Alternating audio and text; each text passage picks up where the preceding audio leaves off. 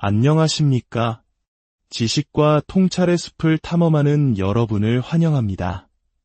만약 제가 지금 우리 모두가 살고 있는 이 세상이 거대한 빛의 산 위에 아슬아슬하게 서 있다고 말씀드린다면 어떻게 생각하시겠습니까? 그 규모는 상상조차 하기 힘든 300조 달러, 우리 돈으로 환산하면 무려 40경 원에 달합니다. 이는 전 세계의 정부, 기업, 그리고 모든 가정이 짊어진 빚을 합한 액수입니다. 너무나 거대한 숫자이기에 현실감마저 느껴지지 않을 정도입니다. 빚이라는 단어는 우리 한국인들에게는 참 무겁게 다가옵니다.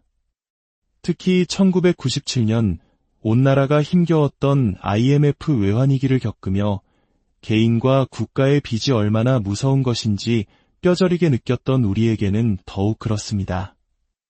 오늘 우리는 바로 이전 세계적인 부채, 이 보이지 않는 족쇄의 실체를 파헤쳐 보고자 합니다.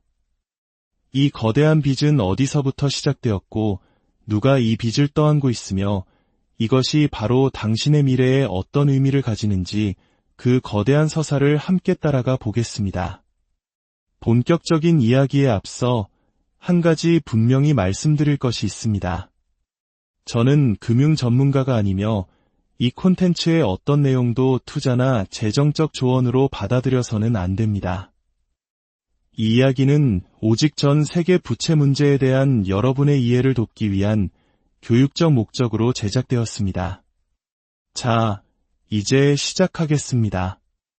우리가 빚이라고 하면 보통 신용카드 대금이나 주택담보대출을 떠올립니다. 하지만 세계부채는 그런 개인적인 차원을 훨씬 뛰어넘는 개념입니다.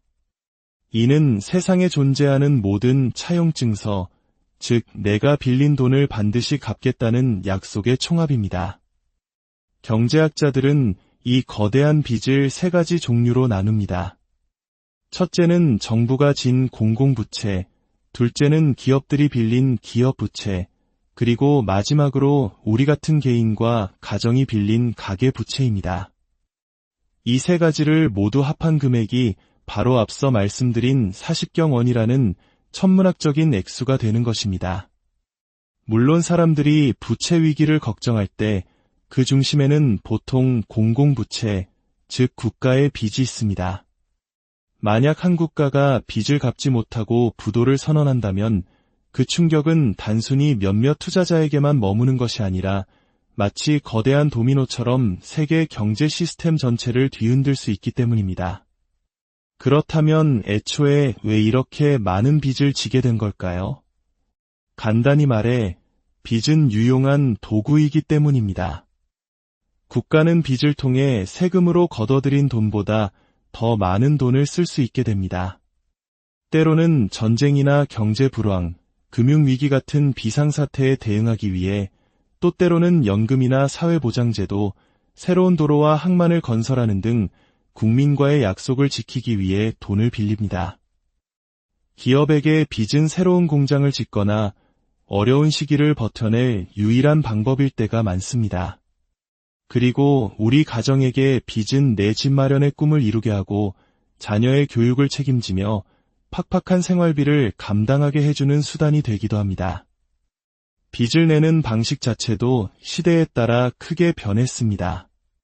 제2차 세계대전 이후 세계 경제는 브레턴우즈 체제라는 틀 안에서 재건되었습니다.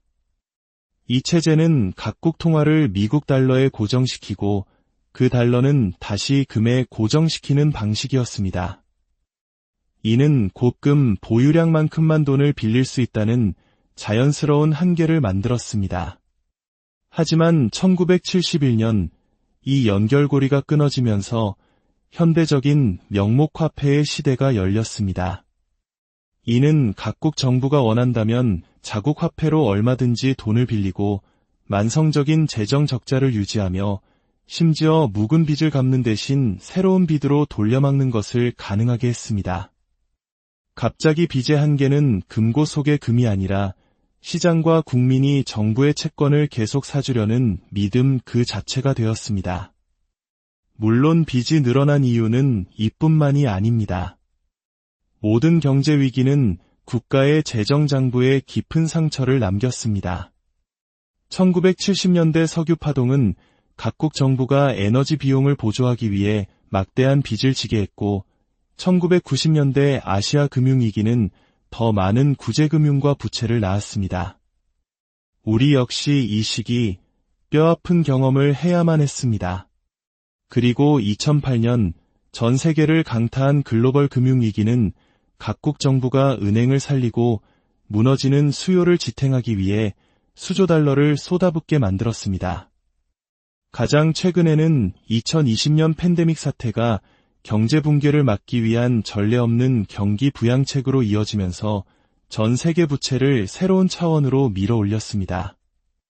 물론 빚이 항상 나쁜 것만은 아닙니다. 현명하게 사용된 빚은 성장의 동력이 되고 외부 충격을 완화하며 미래를 위한 투자의 밑거름이 될 수 있습니다. 문제는 감당할 수 없을 정도로 빚이 불어나고 성장은 멈췄는데 이자 비용이 눈덩이처럼 불어날 때 시작됩니다. 2025년 현재 우리는 정부, 기업, 가정이 서로 얽히고 설킨 거대한 빚의 그물망 위에 서 있습니다. 이 빚은 과거의 결정과 현재를, 그리고 현재의 위험과 미래를 연결하고 있습니다. 이제 이야기의 주요 등장인물들, 즉 세계 부채 순위의 최상단에 있는 국가들을 자세히 살펴보겠습니다. 세계에서 가장 큰 빚을 진 나라는 단연 미국입니다. 정부 부채만 약 36조 달러로 이는 미국 국내 총생산의 120%에 달하는 규모입니다. 미국인 한 명당 1억 원이 훌쩍 넘는 빚을 지고 있는 셈이며 이 액수는 지금도 계속해서 늘어나고 있습니다. 여기에 주택담보대출, 학자금 대출 등을 포함한 가계부채와 기업 부채까지 더하면 그 규모는 어마어마해집니다. 그 뒤를 잇는 것은 중국입니다. 중국의 정부 부채는 약 18조 달러, GDP의 93% 수준으로 추정됩니다. 추정이라고 말하는 이유는 중국의 많은 빚이 중앙정부의 공식 장부가 아닌 지방정부나 국유기업의 장부 뒤에 숨겨져 있기 때문입니다. 한편 부채 액수 자체보다 GDP 대비 부채 비율로 보면 일본이 단연 압도적입니다. 일본의 정부 부채는 GDP의 225%에 육박하는 8조 8천억 달러에 달합니다. 우리에게 잃어버린 20년으로 잘 알려진 장기 불황과 급격한 고령화가 맞물린 결과입니다. 이는 저성장, 고령화 사회로 접어들고 있는 우리에게도 큰 시사점을 줍니다. 유럽의 상황도 만만치 않습니다. 프랑스는 GDP 대비 114%, 이탈리아는 138%에 달하는 국가부채를 안고 있습니다. 흥미로운 점은 재정 건전성을 중시하는 독일의 경우 GDP 대비 부채 비율이 62%로 상대적으로 양호한 수준을 유지하고 있다는 것입니다. 그렇다면 이 막대한 빚은 대체 누가 가지고 있는 걸까요? 즉, 채권자는 누구일까요? 대부분의 선진국에서는 국가 부채의 상당 부분을 자국 내 채권자들이 보유하고 있습니다. 은행, 연기금, 보험사, 그리고 중앙은행이 바로 그들입니다. 예를 들어 일본에서는 중앙은행인 일본은행이 정부 부채의 50% 이상을 소유하고 있습니다. 자국 내에서 빚을 돌리는 구조인 셈입니다. 하지만 개발도상국들의 이야기는 전혀 다릅니다. 이들 국가의 부채는 훨씬 더 많은 비중을 해외 채권자들이 쥐고 있습니다. 외국의 민간 채권자, 국제통화기금이나 세계은행 같은 국제기구, 그리고 최근에는 중국의 국영은행들이 주요 채권자로 부상했습니다. 이 때문에 이들 국가는 세계금리나 자본 흐름의 변화에 훨씬 더 취약할 수밖에 없습니다. 그렇다면 국가는 어떻게 빚을 관리할까요? 대부분의 정부는 빚을 완전히 갚는 경우가 거의 없습니다. 대신 채권이라는 새로운 약속 증서를 발행해 묵은 빚을 갚습니다. 이 과정을 부채 롤오버, 즉 빚 돌려막기라고 합니다. 이 때문에 총 부채액은 줄어들기보다는 계속해서 늘어나는 경향을 보입니다. 여기에 금융억압이라는 보이지 않는 손도 작용합니다. 정부가 은행이나 연기금 같은 금융기관의 국채를 안전자산으로 보유하도록 미묘하게 강제하는 것입니다. 이는 물가 상승률보다 낮은 이자를 주더라도 국채에 대한 수요를 꾸준히 만들어내는 정부가 조용히 빚 부담을 관리하는 방법 중 하나입니다. 수십 년간의 경제 성장에도 불구하고 왜 세계 부채는 계속해서 신기록을 경신하고 있을까요? 가장 큰 원인 중 하나는 인구 구조의 변화입니다. 선진국을 중심으로 사회가 빠르게 늙어가고 있습니다. 은퇴 인구가 늘어날수록 연금과 의료비 지출은 기하급수적으로 증가합니다. 한국 역시 세계에서 가장 빠른 속도로 고령화가 진행되고 있어 이는 더 이상 남의 이야기가 아닙니다. 오래된 도로, 다리, 통신망 등을 현대화하는 인프라 투자 역시 막대한 돈을 필요로 합니다. 여기에 더해 최근에는 반도체, 인공지능, 배터리 등 미래 산업의 주도권을 잡기 위한 기술 패권 경쟁이 벌어지면서 각국 정부는 보조금과 연구개발에 천문학적인 돈을 쏟아붓고 있습니다. 이 비용의 대부분은 빌린 돈으로 충당되고 있습니다. 그리고 이 모든 것 위에 우리는 이자라는 현실을 마주해야 합니다. 빚의 규모가 커질수록 갚아야 할 이자도 늘어납니다. 특히 최근 몇 년간 세계 각국의 중앙은행이 금리를 올리면서 정부와 기업, 가계의 이자 부담은 눈덩이처럼 불어나고 있습니다. 더 많이 빌릴수록 제자리에 서 있기 위해 더 많은 비용을 치러야 하는 악순환이 시작된 것입니다. 이쯤에서 가장 근본적인 질문이 떠오릅니다. 이 모든 빚을 과연 갚을 수 있을까요? 앞서 말씀드렸듯이 정부는 가계처럼 빚을 청산하지 않습니다. 미국이나 일본처럼 자국 통화로 빚을 내는 나라들은 사실상 국가 부도의 위험이 매우 낮습니다. 최악의 경우 돈을 더 찍어내서 빚을 갚으면 되기 때문입니다.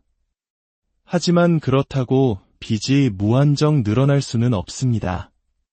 경제학자들이 부채의 절대 액수보다 GDP 대비 부채 비율을 중요하게 여기는 이유가 여기에 있습니다. 경제가 빚이 늘어나는 속도보다 더 빨리 성장한다면 이 비율은 안정적으로 유지되거나 심지어 하락할 수도 있습니다.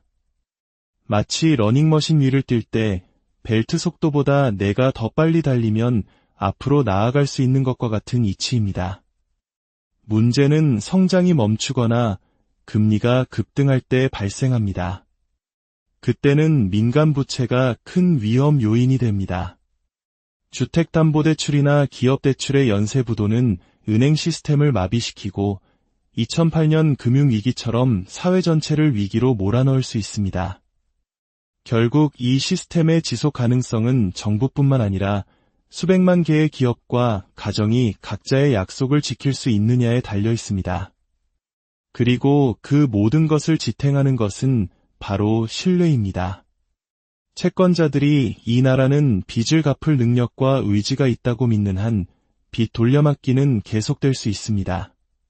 그러나 그 믿음에 금이 가는 순간 빌리는 비용은 치솟고 재정 위기가 닥쳐올 수 있습니다.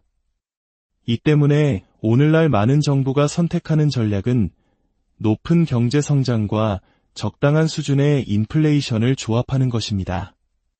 성장을 통해 빚의 분모를 키우고 완만한 물가 상승을 통해 빚의 실질 가치를 조금씩 갉아먹는 방식입니다. 하지만 이 두 마리 토끼를 잡는 것은 지극히 어려운 과제입니다. 자, 이 거대한 부채의 흐름 속에서 우리의 미래는 어디로 향하고 있을까요? 안타깝게도 부채를 증가시키는 요인들은 앞으로 더욱 강해질 것입니다.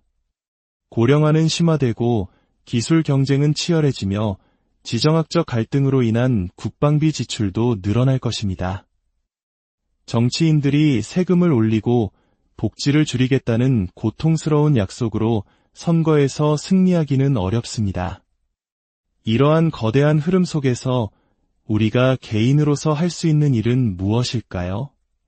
첫째, 공식적인 물가 지표가 아닌 내가 실제 생활에서 느끼는 체감 물가에 주목해야 합니다.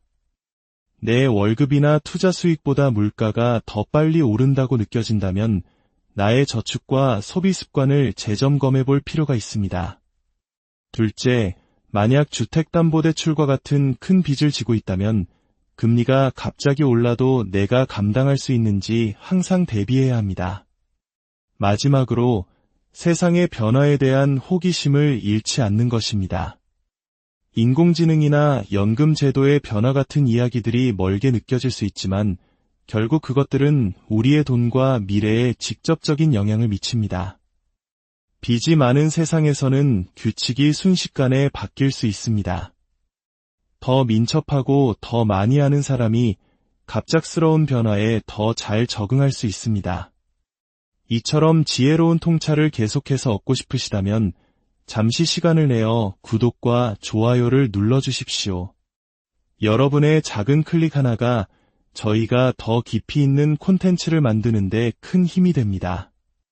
여러분의 삶에 지혜의 빛이 함께하기를 기원합니다. 물론 지금의 상황이 암울해 보이는 것은 사실입니다.